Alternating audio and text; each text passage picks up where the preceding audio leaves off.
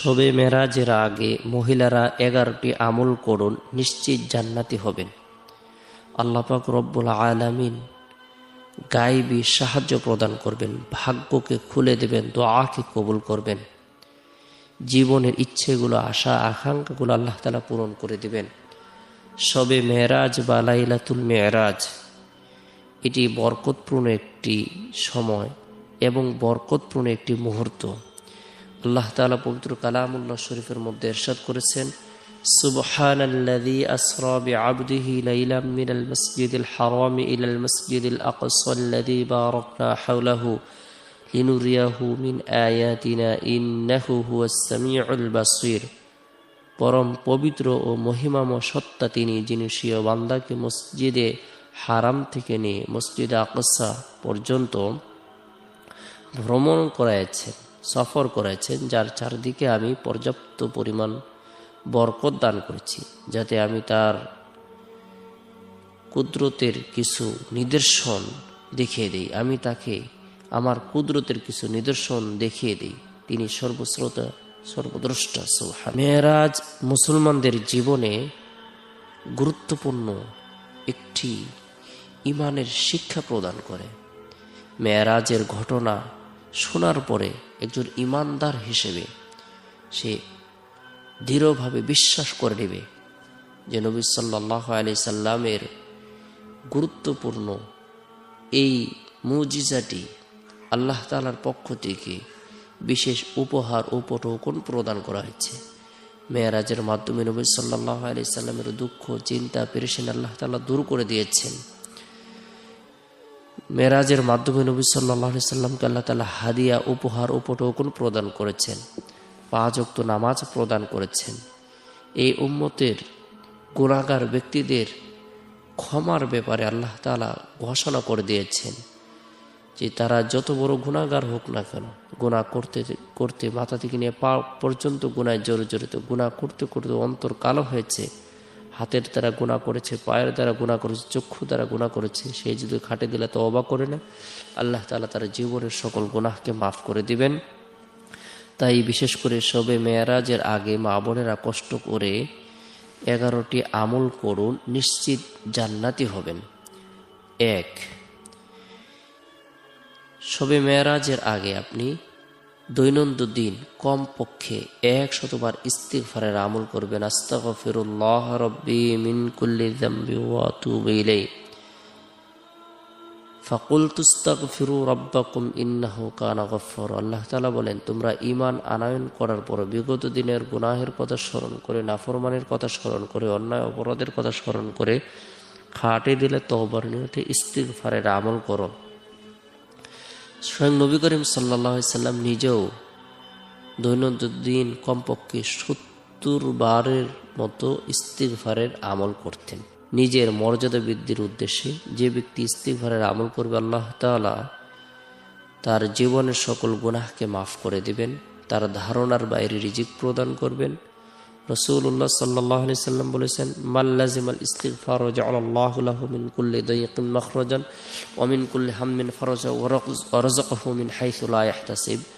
যে ব্যক্তি ইস্তিগফারকে আঁকড়ে ধরবে, অর্থাৎ ইয়াকিন ও ইখলাসের সাথে বেশি বেশি পাঠ করবে, আল্লাহ তাআলা তাকে প্রত্যেক সংকীর্ণতায় প্রশস্ততা দান করবেন এবং প্রতিটি দুশ্চিন্তা থেকে বাঁচার ব্যবস্থা করে দিবেন। আর তাকে এমন জায়গা থেকে রিজিকের ব্যবস্থা করে দেবেন যার ব্যাপারে তার কোনো কল্পনাও ছিল না, ধারণাও ছিল না। আল্লাহ তাআলা এমন জায়গা থেকে রিজিকের ফায়সালা করে দিবেন।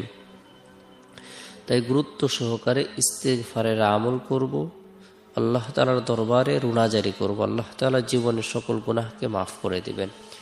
এরপরে 2 নম্বর যে আমলটি আমরা শবে মেরাজের আগে করব, সেটি হলো কোরআন তেলাওয়াত করব। যে ব্যক্তি কোরআন তেলাওয়াত করে সে আল্লাহ তাআলার সাথে কথোপকথন করতে থাকে, আল্লাহ তাআলার সাথে কথা বলতে থাকে। আফদলুল ইবাদতি তিলাওয়াতুল কোরআন, আফদলুজ যিকরি তিলাওয়াতুল কোরআন। সর্বশ্রেষ্ঠ জিকির হলো কোরআন তেলাওয়াতের জিকির। কোরআন তেলাওয়াতের মাধ্যমে সে আল্লাহ তাআলার জিকির করে। কোরআন বান্দার জন্য সুপারিশ করবে, প্রতিটি হরফের বিনিময়ে আল্লাহ তাআলা তাকে 10টি করে নেকি প্রদান করবেন।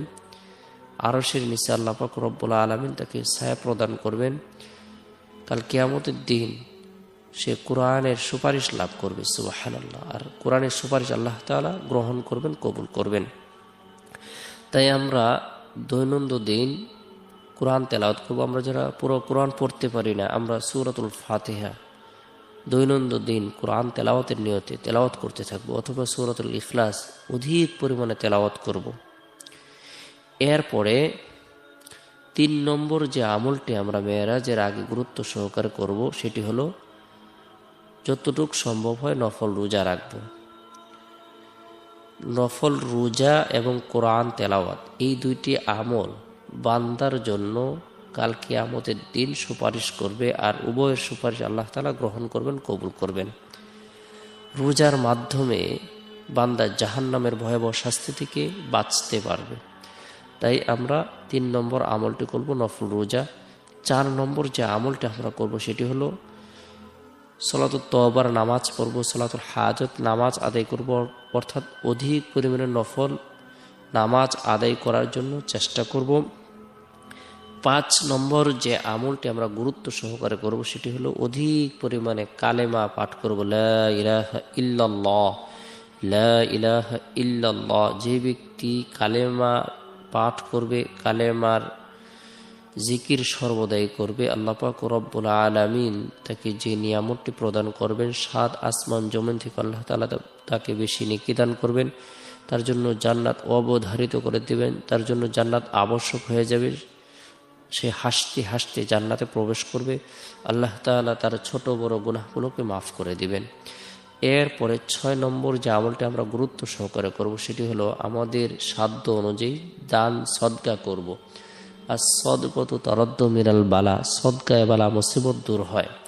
প্রত্যেকেই চেষ্টা করব আমাদের সাধ্য অনুযায়ী দান সদকা করার জন্য। 5 টাকা পারি, 10 টাকা পারি, সর্বদাই আমাদের যতটুকু সচ্ছলতা রয়েছে এরই মাঝে আমরা দান খয়রাত করার জন্য চেষ্টা করব। 7 নম্বর যে আমলটা আমরা গুরুত্ব সহকারে মেরাজের আগে করব সেটি হলো নবী সাল্লাল্লাহু আলাইহি সাল্লামের প্রতি আমরা সর্বদাই দুরুদের আমল করব। সর্বদাই যে ব্যক্তি দুরুদের আমল করবে সে নবী সাল্লাল্লাহু আলাইহি সাল্লামের সুপারিশ লাভ করবে। সর্বদাই যে দুরুদের আমল করবে আল্লাহ তাআলা তার উপর রহমত বর্ষণ করবেন, তার পদমর্যাদাকে বৃদ্ধি করে দিবেন। আল্লাহ পাক রব্বুল আলামিন তাকে ধনী এবং সুখী বানিয়ে দিবেন।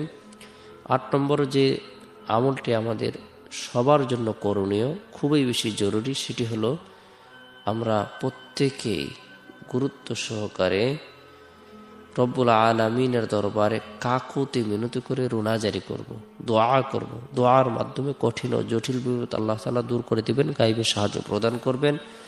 9 নম্বর যে আমলটি আমরা গুরুত্ব সহকারে করব সেটি হলো আল্লাহর পবিত্রতা বর্ণনা করার উদ্দেশ্যে সুবহানাল্লাহ পাঠ করব। এরপরে 10 নম্বর যে আমলটা আমরা করব আলহামদুলিল্লাহ আমরা পাঠ করব আল্লাহর প্রশংসা বর্ণনা করার উদ্দেশ্যে। 11 নম্বর যে আমলটা আমরা করব আল্লাহর বরত্বকে স্বীকার করার উদ্দেশ্যে আল্লাহু আকবার পাঠ করব। আল্লাহ তাআলা